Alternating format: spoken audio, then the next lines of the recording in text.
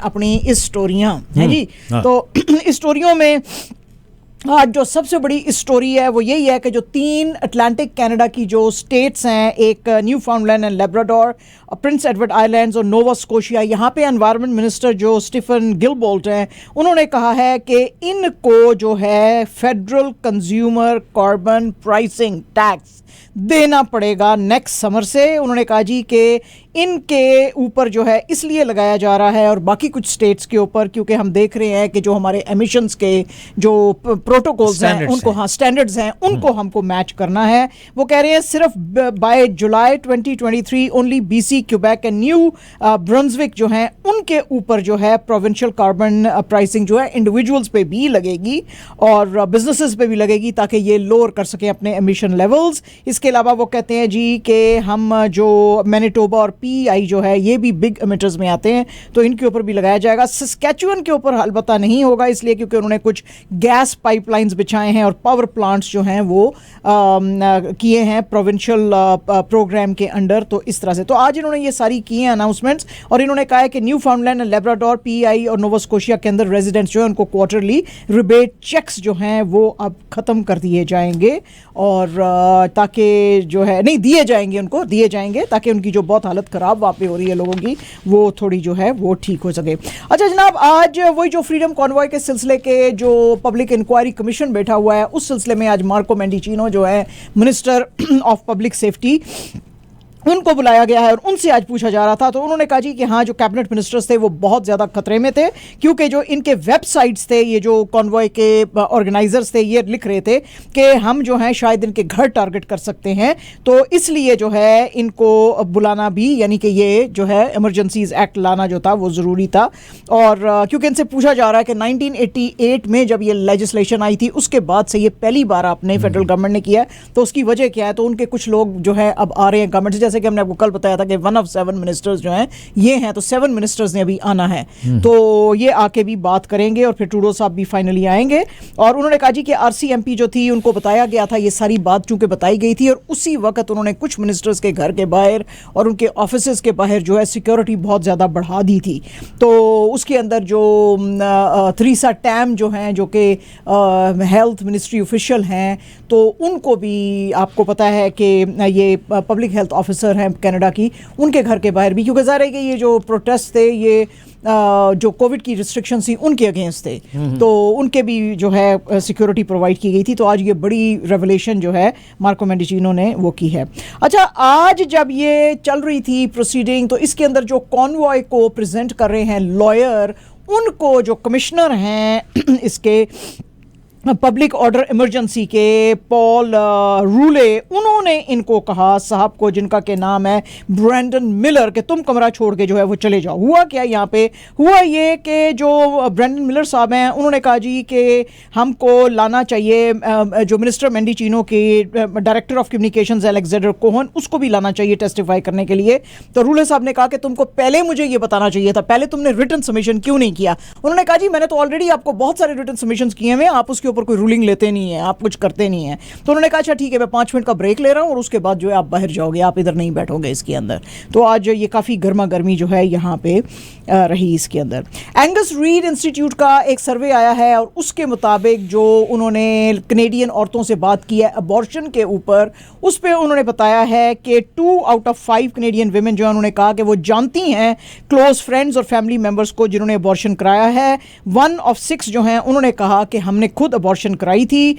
1800 Canadians का इन्होंने जो है वो लिया था, सर्वे किया था, 921 उनमें से औरतें थीं और ये सर्वे अगस्त में किया गया था। 16% ने कहा जी कि हमने खुद ने भी कराए हैं अबॉर्शंस और 15% ने कहा कि हमने अबॉर्शंस जो हैं और अनवांटेड जो नहीं किया है, अनवांटेड प्रेगनेंसीज हमने कैरी की हैं। 4% ने कहा कि हमने कुछ तो अनवांटेड प्रेगनेंसीज कैरी भी की हैं और कुछ हमने अबॉर्शंस भी कराए हैं।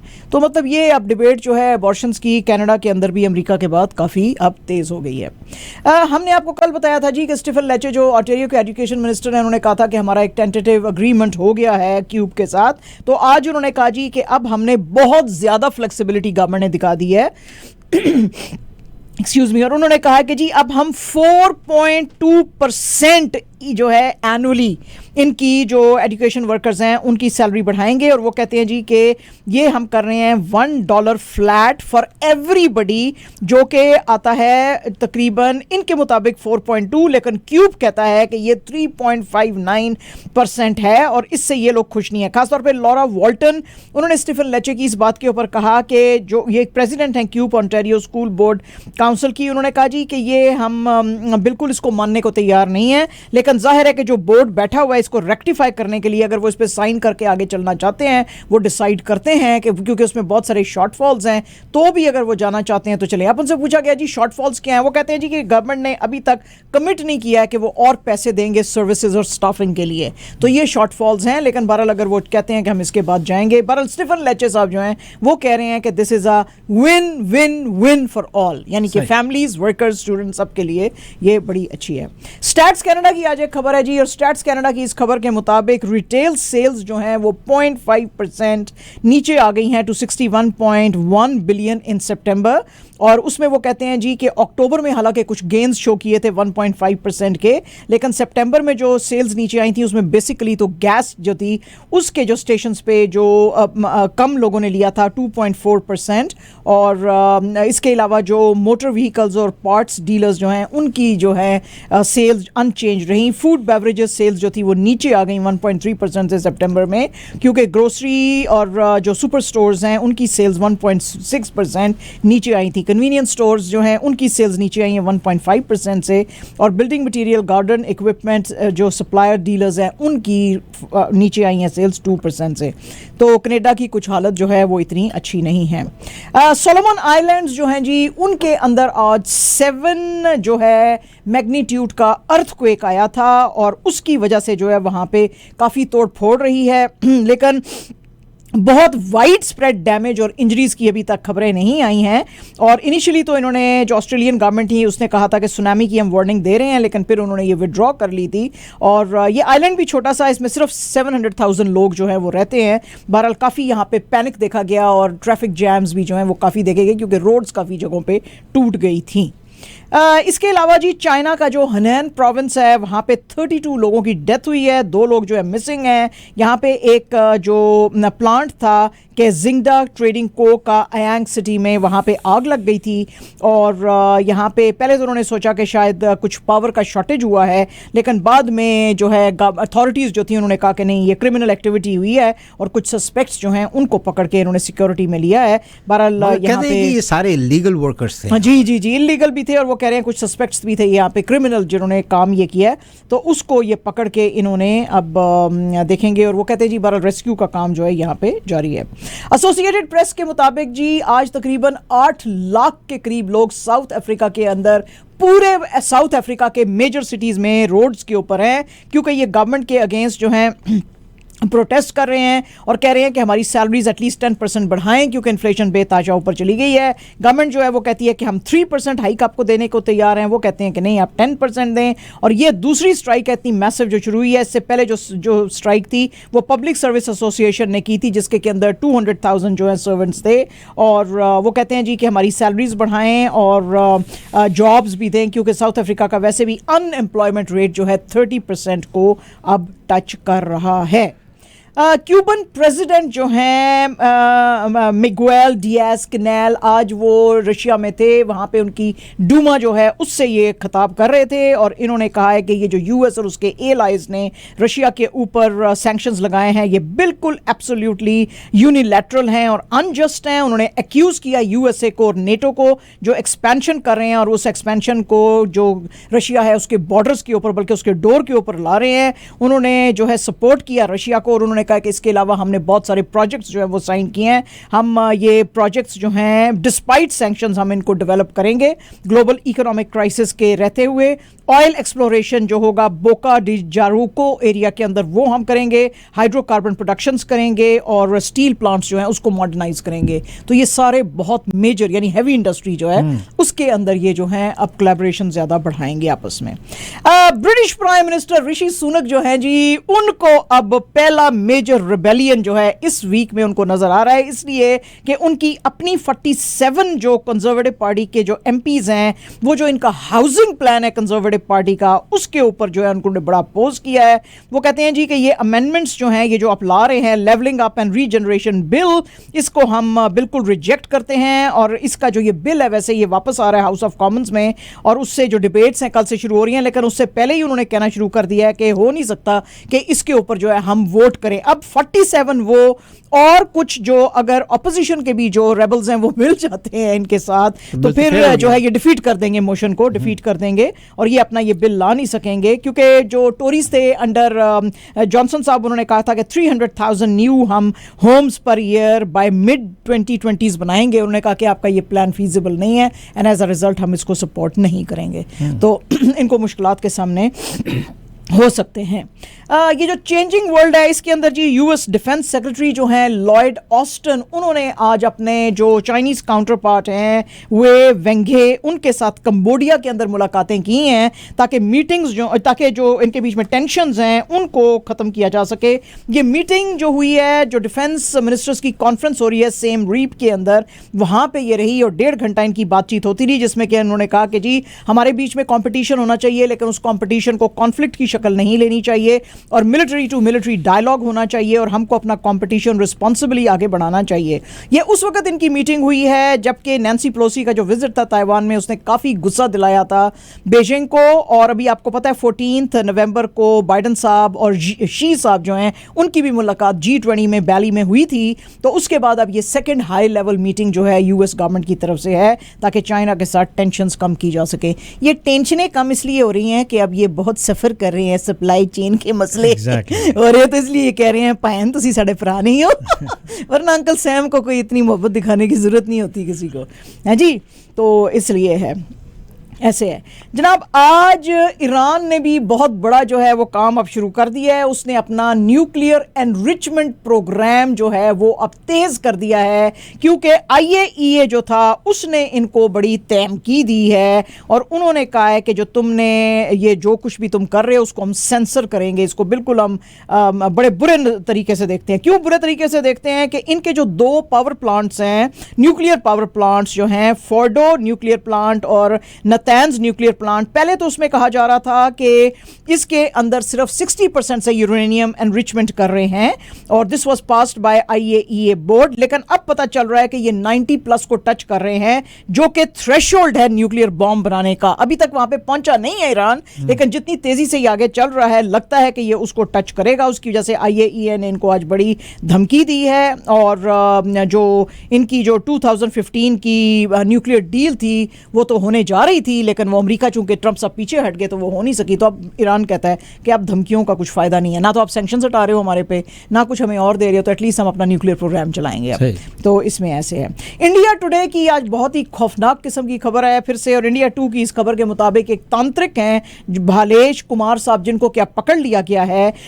इन्होंने एक लड़का और लड़की थे, एक राहुल मीना टीचर 30 ईयर्स की और सोनू कुमार 28, इनके बीच में प्यार हो गया था, हालांकि ये शादीशुदा थे। इसके बारे में तांत्रिक साहब को पता चल गया, तो तांत्रिक साहब ने कहा कि मैं जो है इसकी बीवी को बता दूंगा कुमार की। तो इन्होंने कहा कि तुम नहीं बताओगे, अगर तुमने बताया तो हम तुम्हारे ऊपर जो है मोलेस्टेशन का केस डालेंगे। इसने उनको बुलाया और उसने कहा कि तुम्हारा प्यार अमर हो जाएगा अगर तुम इंटीमेट सीन्स जो हैं मेरे सामने करो। और उससे पहले जो है ये कोई 50 ट्यूब्स ऑफ फेविक्विक लेकर आया था, तो जब वो इंटीमेट सीन में थे दोनों, तो उनके ऊपर ये फेंक के उन दोनों को आग लगा दी इसने। तो वो दोनों जल के ज़ाहिर है वो मर गए, और अब जब घर वालों ने शिकायत की तो फिर अब पुलिस ने जो है जनाब इनको पकड़ा है। तो अब तांत्रिक होके भी आप इतने सख्त दिल के हो सकते हैं, तो फिर क्या हो सकता है। अच्छा जी, खैर बहरहाल तांत्रिक अपने मकसद हल करने, क्योंकि वो ब्लैक मैजिक वगैरह करते हैं, ऐसे है। अच्छा जी, यहाँ पे हिंदुस्तान की जो दूसरी बड़ी खबर है, नेशनल वाइस प्रेसिडेंट हैं हिंदू महासभा के पंडित अशोक शर्मा साहब।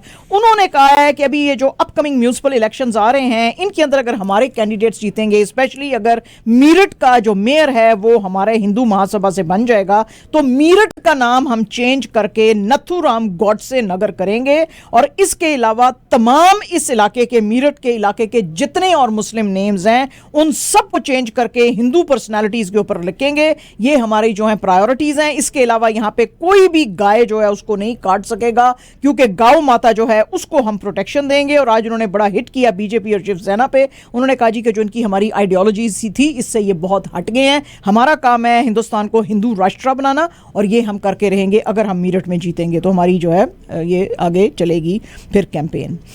इलेक्शन कमीशन ऑफ पाकिस्तान जो है जी उसने फाइनली कराची और हैदराबाद के लिए जो लोकल बॉडी के इलेक्शन होने थे उसकी अब तारीख दे दी है। और उन्होंने कहा जी कि ये अब होएगा जनवरी 15 को। और इसके ऊपर जो चीफ इलेक्शन कमिश्नर राजा सिकंदर हैं, राजा जो हैं, उनको बहुत दफ़ा उन्होंने कहा था कि ये हम कब कर सकते हैं। तो सिंध की गवर्नमेंट कह रही थी कि अभी इसको रोक दें, क्योंकि यहाँ पे हमारे पास सिक्योरिटी नहीं है, क्योंकि जो फ्लड्स आए थे उसके ऊपर सारी सिक्योरिटी लगी हुई है। तो बहरहाल अब इन्होंने फाइनली जो है वो अनाउंस किया है कि ये इलेक्शंस जो हैं जनवरी 15 को होंगे नेक्स्ट ईयर, यानी कि 2023 में। डिस्ट्रिक्ट इलेक्शन कमिश्नर जो हैं उन्होंने आज तोशाखाना रेफरेंस केस इमरान खान साहब के जो खिलाफ है उसमें आज अपने बयान दिए हैं।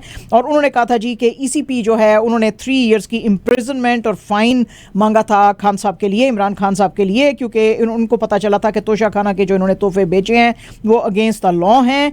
और ये जो है इनको जो खान साहब को डिसक्वालीफाई किया जाए अंडर आर्टिकल 63(1)(p)।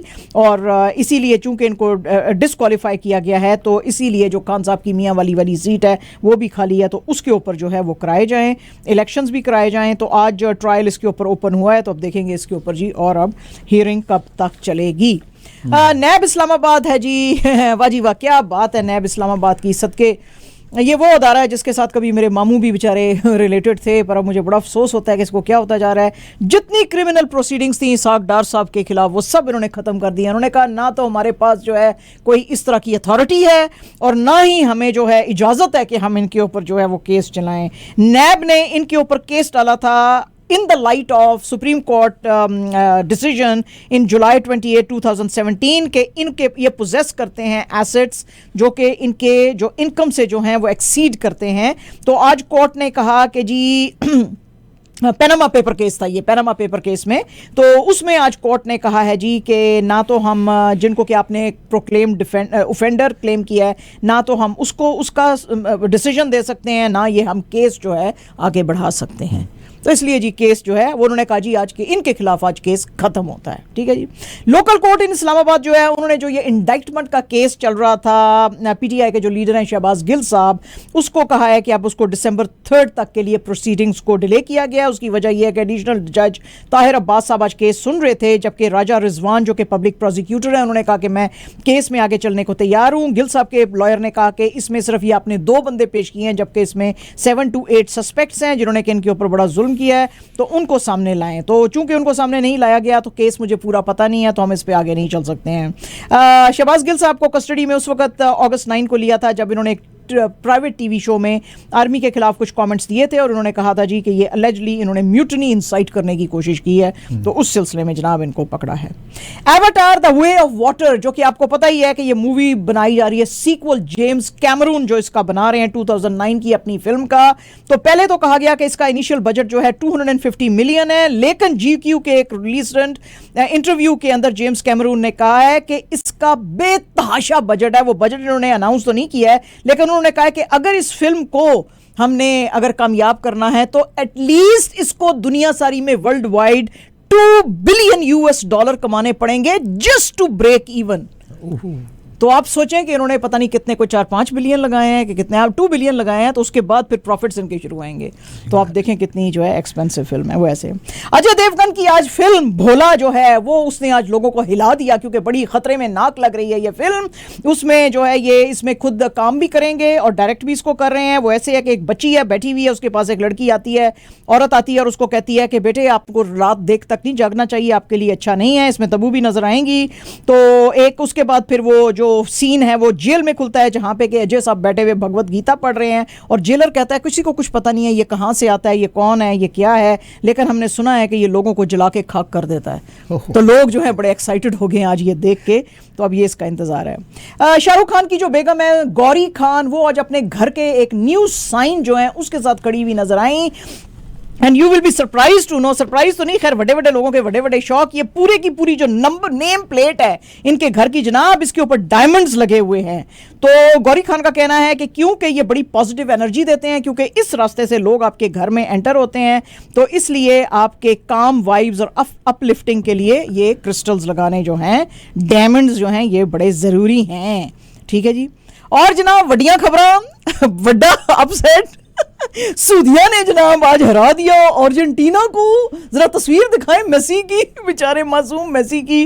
अर्जेंटीना जो है वो 2-1 से उसको हराया फीफा वर्ल्ड कप पे। आपने किसको पिक किया था? हमने अर्जेंटीना को किया था। अच्छा ठीक है। और सूदिया के जो हैं बड़े जबरदस्त, साइम अल दासारी, उसने पहले 53rd मिनट में किया और इक्वल किया अर्जेंटीना का जो गोल था, जो कि मेसी ने किया था 10th मिनट में, और फिर सेकंड गोल जो है साले अल शहरी ने किया। इससे जो है ये बड़ा अपसेट आज हुआ है।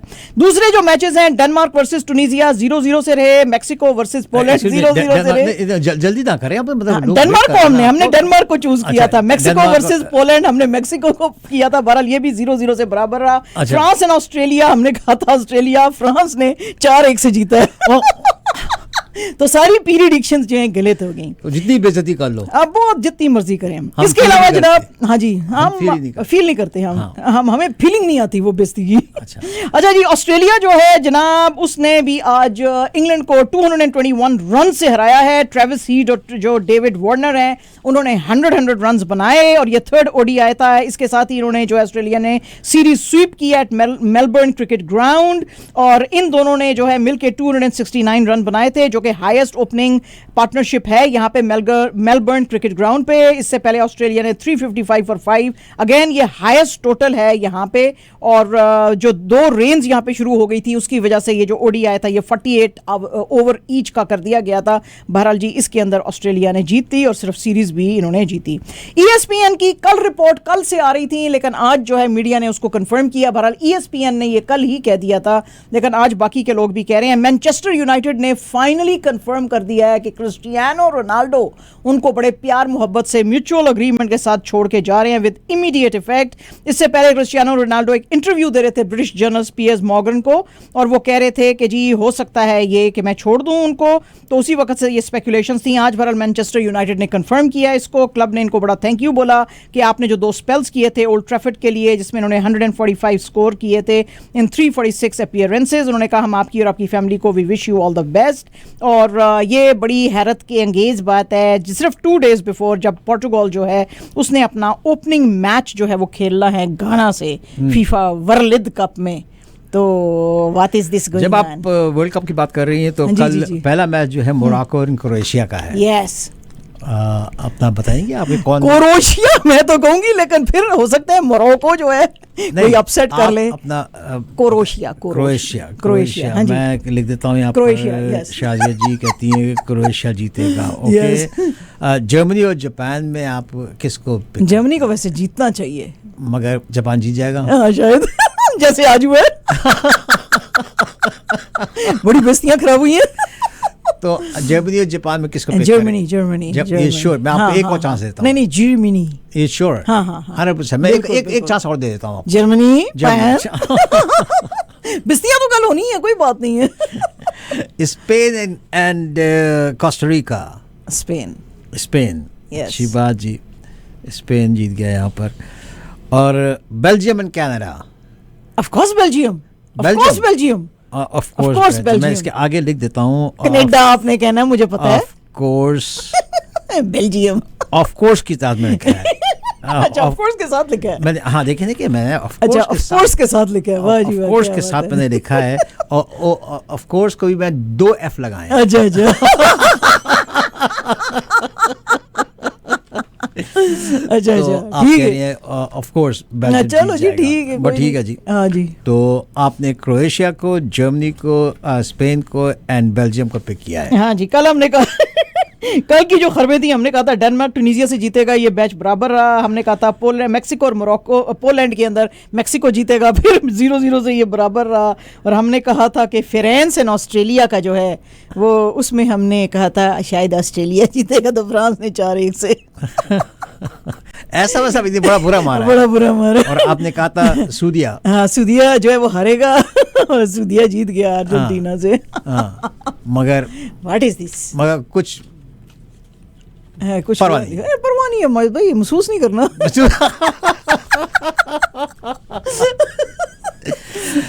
ये था हमारा आज का टाइम साहब।